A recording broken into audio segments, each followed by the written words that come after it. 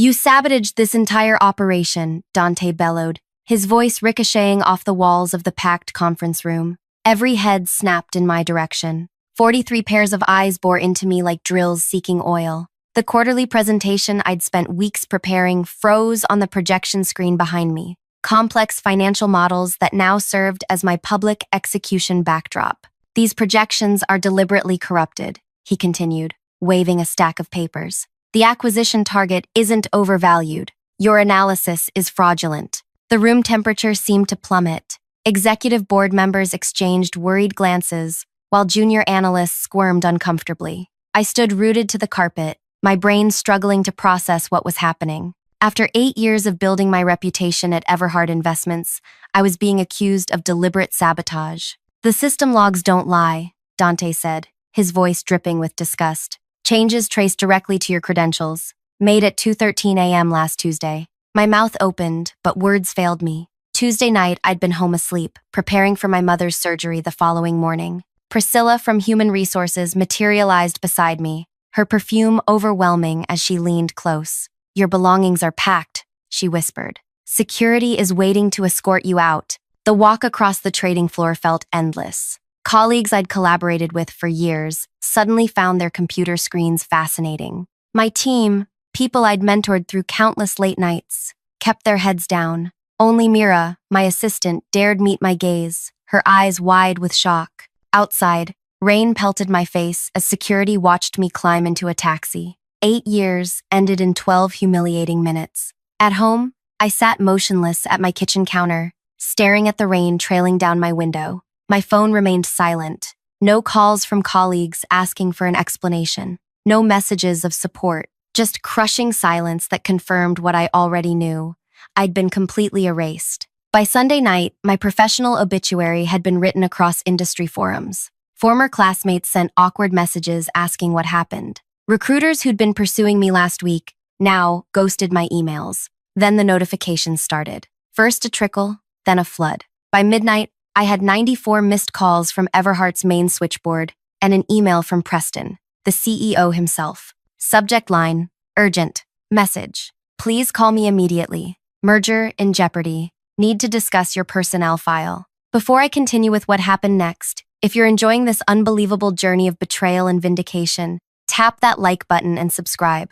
Trust me, you'll want to hear how this ends. My name is Imani Riley. Before my public execution at Everhart, I'd been known as their most thorough risk analyst, the person executives called when they needed absolute certainty about an investment. I graduated top of my class from the business program at Northwestern, turned down 6 job offers, and chose Everhart for their promise of meritocracy. The best analysts rise regardless of background, the recruiting director had said. For 8 years, I'd believed it. My analytical models had helped Everhart avoid 3 potentially disastrous investments and identify 8 undervalued acquisition targets that now generated 31% of the firm's annual revenue.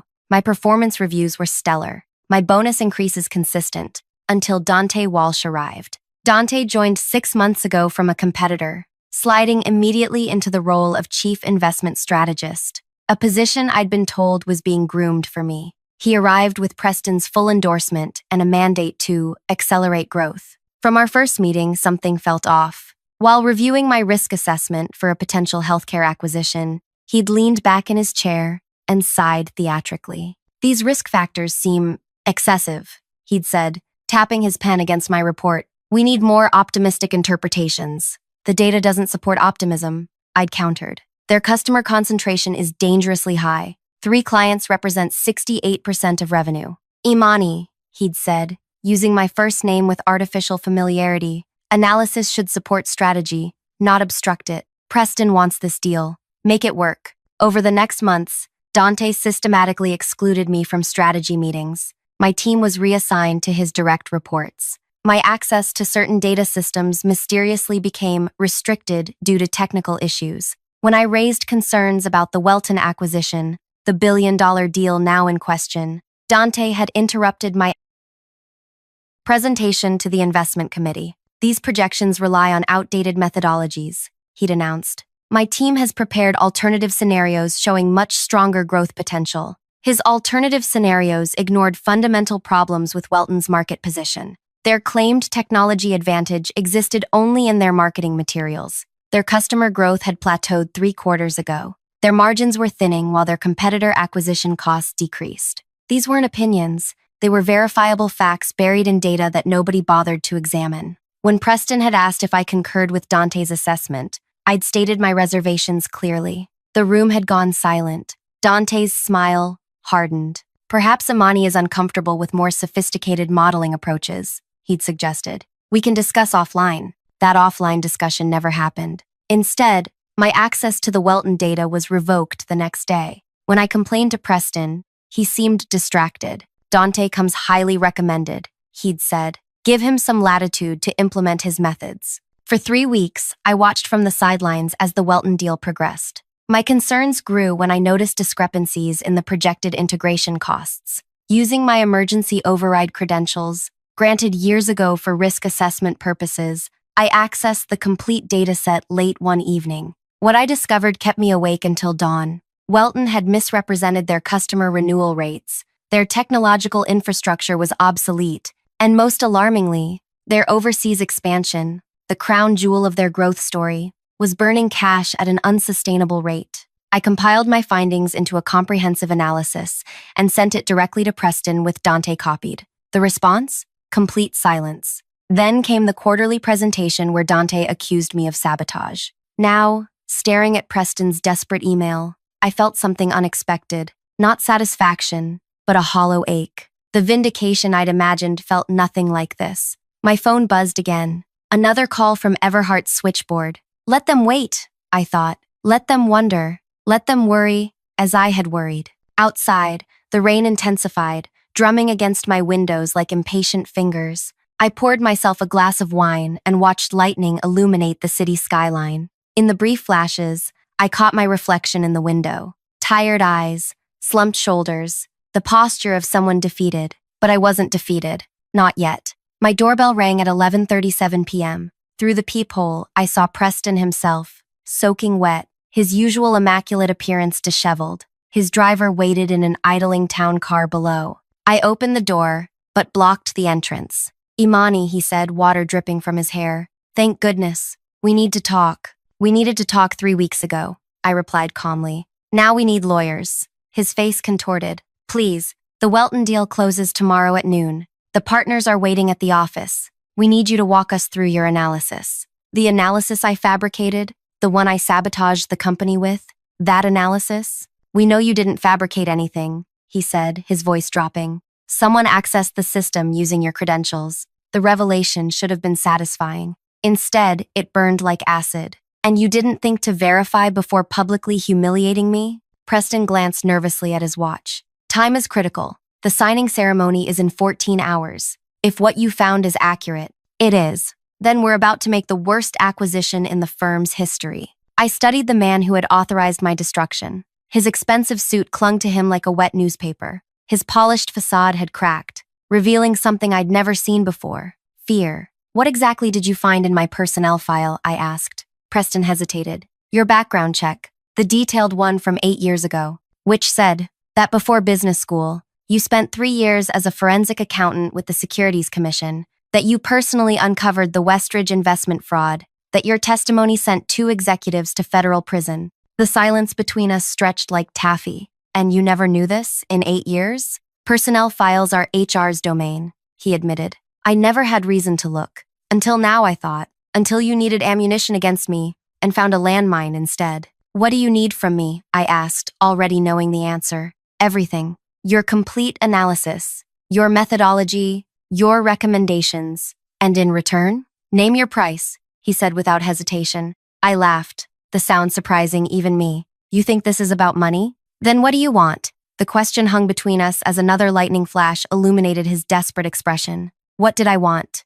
Restoration of my reputation? A public apology? Dante's head on a platter? No, I wanted something far more valuable. What I want, I said, stepping back from the doorway, is to understand why. Why did no one question Dante's accusations? Why did you allow my public execution without a single doubt? Preston's shoulders slumped. The board, the pressure to close this deal, Dante's reputation. Excuses, I cut him off. Not reasons. Rain continued to pour behind him, the wind occasionally sending sprays through my doorway. Preston looked pathetically small standing there, not the towering figure who commanded a $1 trillion investment firm. "Come in," I finally said. "You're dripping on my welcome mat." My apartment wasn't large. An analyst's salary only stretched so far in the city, but it was meticulously organized. Preston seemed surprised by the modesty of my living space, as he awkwardly stood dripping on my hardwood floor. "Bathroom's down the hall if you want a towel," I offered, not out of kindness but because I didn't want water damage on my floor. While he dried off, I pulled out my personal laptop. Unlike my work computer, this one contained backup copies of all my analysis, a habit I'd developed during my regulatory commission days. Never trust a single system with your work product. Never. When Preston returned, I had the Welton data displayed on my screen. "Sit," I commanded, pointing to my dining table. For the next 40 minutes, I walked him through my findings. Welton's customer base wasn't just concentrated, it was shrinking. Their technology platform, advertised as revolutionary, was actually licensed from 3 separate vendors, with contracts expiring next year. Their profit margins in European markets were maintained through accounting practices that, while technically legal, masked alarming trends. "How did Dante miss this?" Preston whispered, his face ashen. "He didn't miss it," I replied. "He ignored it." Preston looked up sharply. "You're suggesting he knowingly pushed a bad acquisition?" I shrugged. "I'm presenting facts. Draw your own conclusions." The implications hung heavy between us. If Dante had deliberately championed a disastrous acquisition, the question was why. Incompetence seemed unlikely given his track record, which left more troubling possibilities. "We need you back at the office. Now," Preston said, checking his watch again. "The partners are waiting. You fired me, remember? Very publicly. We'll announce it was an internal misunderstanding." I laughed. "A misunderstanding? You accused me of corporate sabotage in front of the entire investment team. That requires more than a dismissive wave of the hand." Preston's jaw tightened. "What do you propose?" "I'll come with you right now, but I want 3 things. First, complete system access restored immediately. Second, I want to present my findings directly to the partners. No intermediaries, no Dante filtering my analysis. Third, when this is over, we discuss my future at Everhart on my terms." He nodded without hesitation. "Done." 30 minutes later, we arrived at Everhart's headquarters. The normally bustling trading floor was eerily quiet at 1 a.m., with only security lighting illuminating the space. In the main conference room, 7 people waited around the massive table, all 5 managing partners, the head of legal, and Elise, the chief compliance officer. Notably absent was Dante. "Where is he?" I asked as we entered. "Julian," the senior partner, answered. "Unreachable. His phone goes straight to voicemail." An uneasy feeling settled in my stomach. "Check the airport," I said, "and freeze his access credentials immediately." Elise raised an eyebrow but reached for her phone. "Let's not jump to conclusions," Preston cautioned. "Like you did with me?" I countered, connecting my laptop to the projection system. For the next 2 hours, I presented my complete analysis of Welton. The partners' expressions shifted from skepticism to concern to outright alarm. By the time I finished, Julian had loosened his tie, and Warren, the most conservative partner, had unfastened his collar button, the equivalent of a primal scream in partner body language. "If we sign this deal," I concluded, "Everhart will be acquiring approximately $260 million in undisclosed liabilities, technology that needs complete replacement within 18 months, and a customer base that's already exploring alternative vendors." Silence filled the room. "How do we verify all this before noon?" Warren finally asked. "You don't," I replied. "Not completely, but you can confirm enough to justify postponing the signing." Elise returned, her expression grim. "Dante Walsh boarded a private flight to Geneva 3 hours ago. His system credentials were used to transfer documents to an external email at 8:17 p.m. The temperature in the room seemed to drop 10 degrees. "Geneva," Julian repeated slowly, "where Welton's principal investor is headquartered." Preston's face drained of color. "Are you suggesting—" "I'm not suggesting anything," Elise interrupted. "I'm reporting facts. Draw your own conclusions." The echo of my earlier words to Preston wasn't lost on anyone. "We need to contact Welton," Warren said, reaching for his phone. "And say what?" Julian countered. "That we suspect our chief investment strategist has been working for them? Without proof, we expose ourselves to litigation. If we sign this deal knowing what we now know, I interjected, every person in this room could face regulatory action, possibly criminal charges. That got their attention. These were people who navigated complex financial risks daily, but personal legal exposure was a different matter entirely. What do you recommend? Preston asked me directly. All eyes turned my way. The irony wasn't lost on me. Less than 72 hours after being escorted from the building in disgrace, I was now the person they turned to for salvation. Cancel tomorrow's signing, citing the need for additional due diligence based on new information. Launch an internal investigation into the approval process. Hire an independent accounting firm to verify my findings. Welton will sue for breach, the legal head warned. Let them, I replied. Discovery works both ways. And I suspect they'll back down quickly once they realize we've identified the accounting irregularities. Julian nodded slowly. It's our best option. By 4 a.m., the decision was made. Preston would call Welton's CEO at 7 a.m. to postpone the signing. The partners would prepare a statement for investors. Elise would begin an internal investigation into Dante's activities at the firm.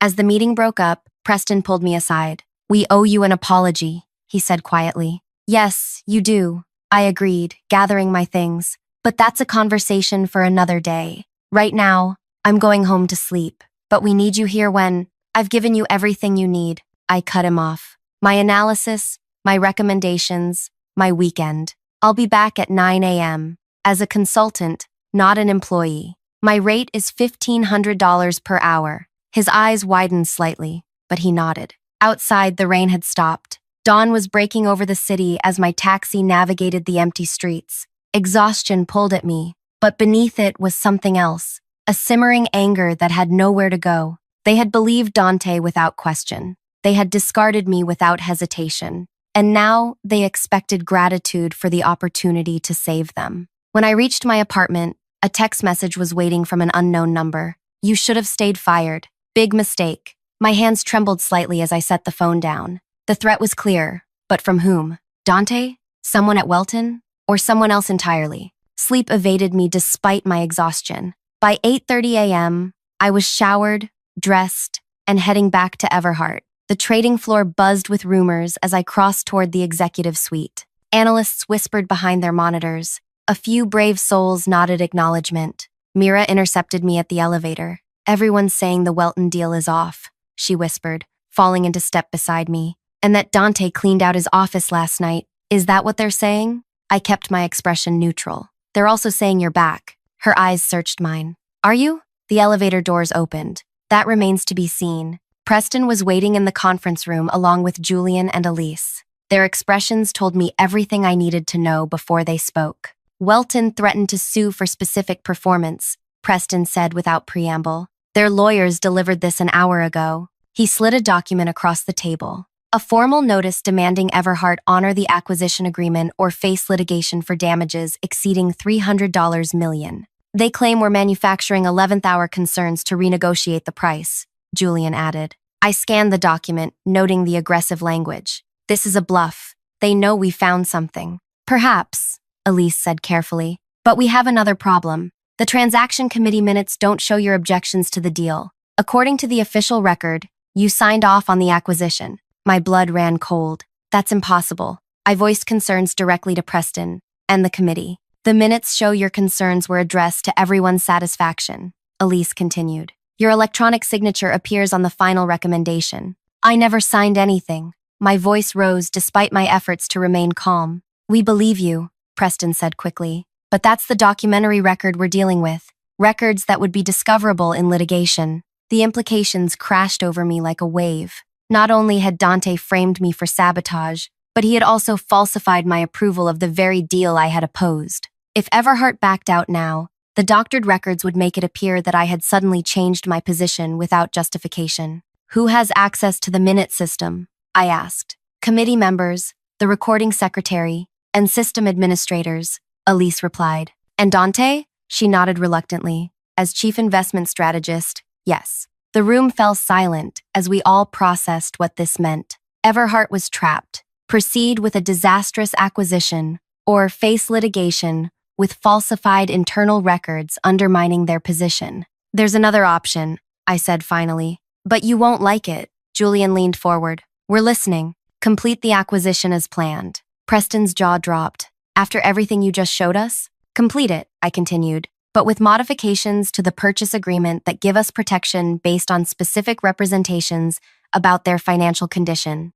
They'll never agree to last-minute changes, the legal head objected. They will if the alternative is us walking away entirely and them explaining to their investors why the deal collapsed. I turned to Preston. But I need something from you first. Name it, he said immediately. Complete system access. Every database, every record, every email. Preston exchanged glances with Julian. Why? Because I don't believe Dante acted alone, I said quietly. And before we move forward, I need to know exactly what we're dealing with.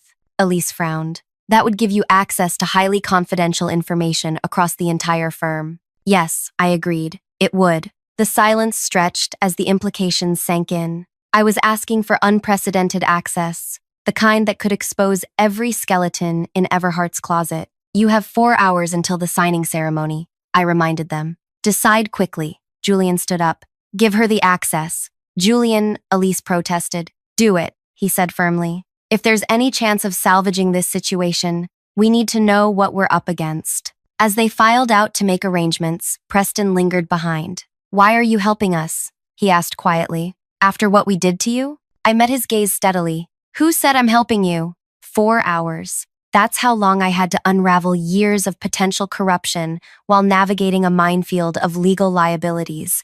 The temporary workstation they'd set up for me hummed with 3 monitors displaying different datasets, email archives, transaction records, and system logs stretching back 5 years. We've given you administrative access, the IT director explained nervously. Every keystroke is being recorded for compliance purposes. I nodded without looking up. I'd expect nothing less. As soon as he left, I began methodically constructing search queries across multiple databases. Standard audit procedures would have started with recent communications, but I knew better. If Dante had orchestrated this elaborate setup, the groundwork would have been laid months ago, possibly before he even joined Everhart. 2 hours in, patterns emerged. 6 months before Dante's arrival, Welton had begun restructuring their corporate governance. 3 new board members appointed. Treasury operations relocated to Switzerland. A complex series of intercompany loans established between subsidiaries. Classic pre-acquisition window dressing,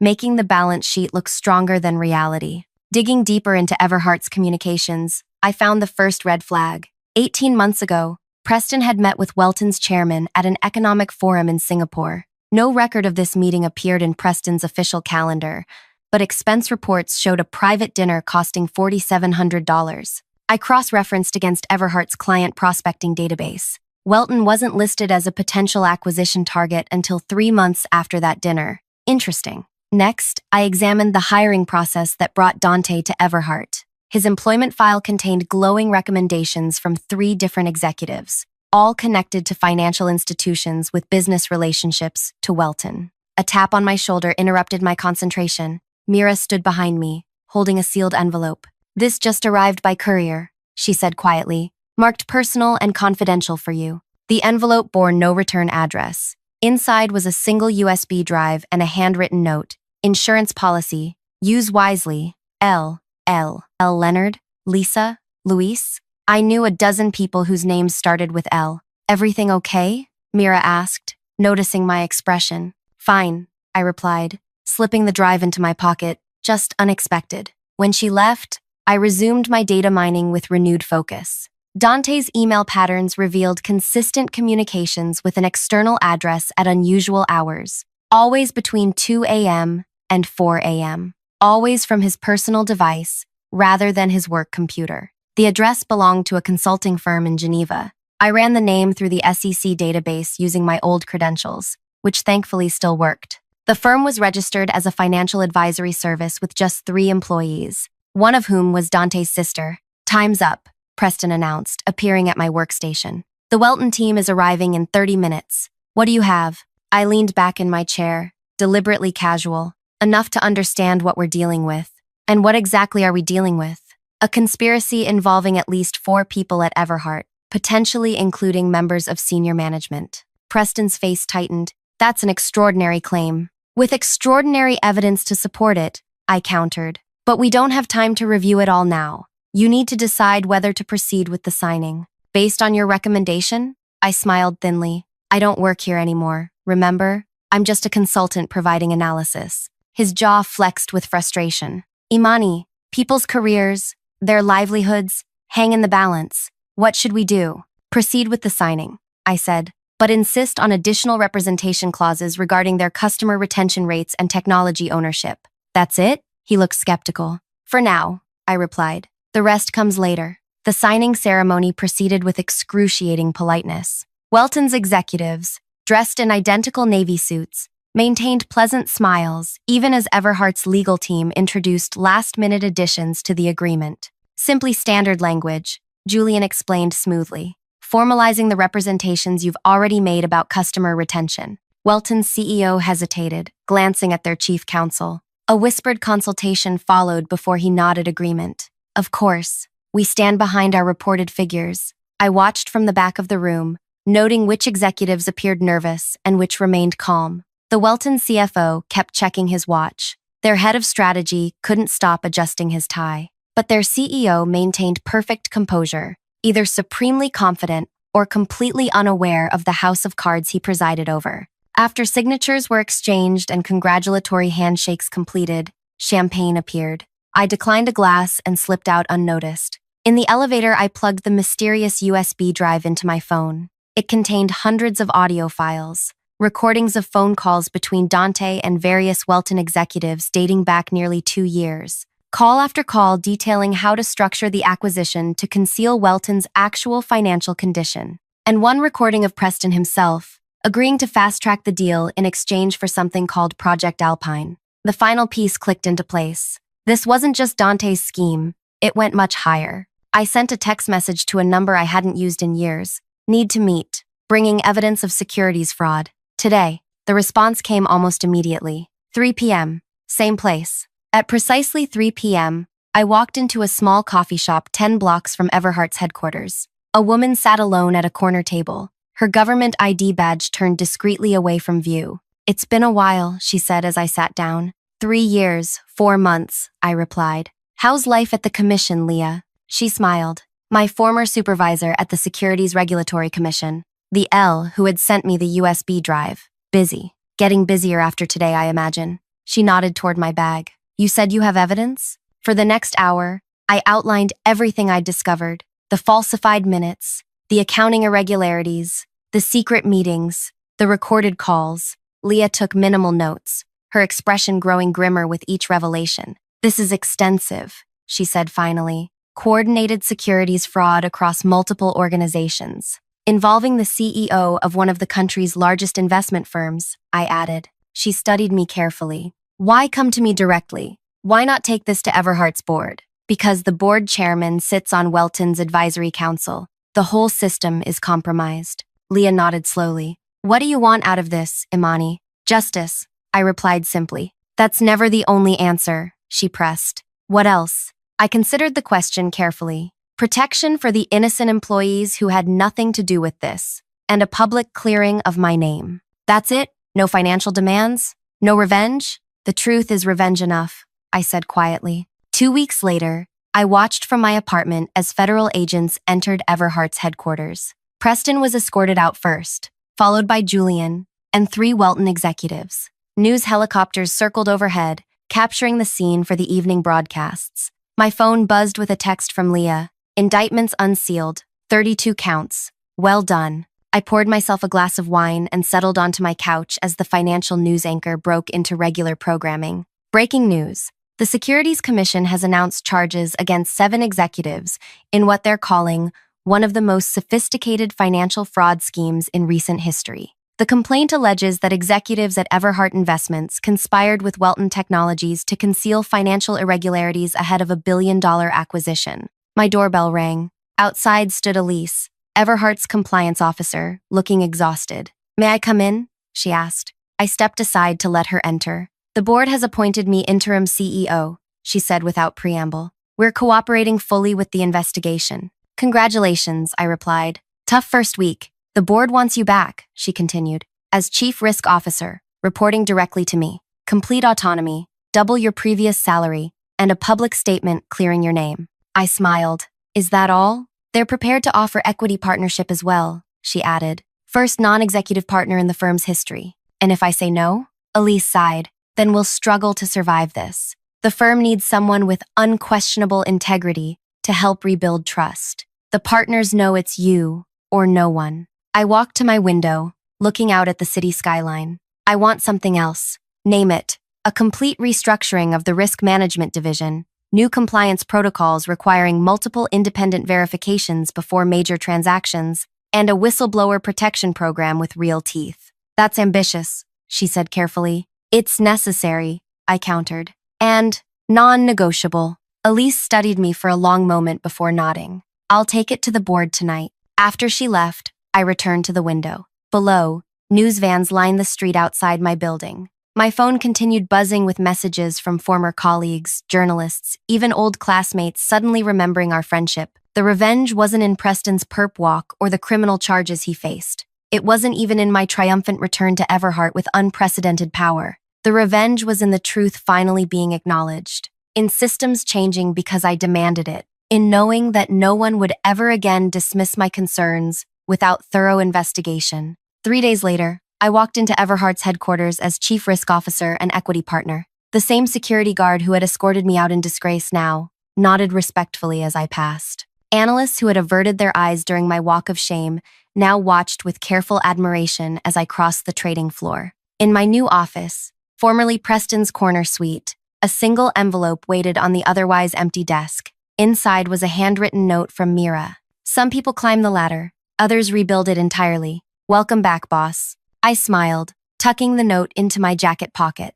Then I opened my laptop and began drafting new risk management protocols that would transform not just Everhart, but potentially the entire industry. The greatest revenge isn't destruction, it's reformation. Creating a world where what happened to you can never happen to anyone else. If you've stayed with me through this journey of betrayal and vindication, I hope you've found something valuable. Perhaps a reminder to trust your instincts, maintain your records, or recognize that sometimes the long game is the only one worth playing. Like, comment, and subscribe if you want more stories about standing your ground when everything and everyone is against you. Because sometimes the person everyone tries to silence is exactly the one who needs to be heard the most.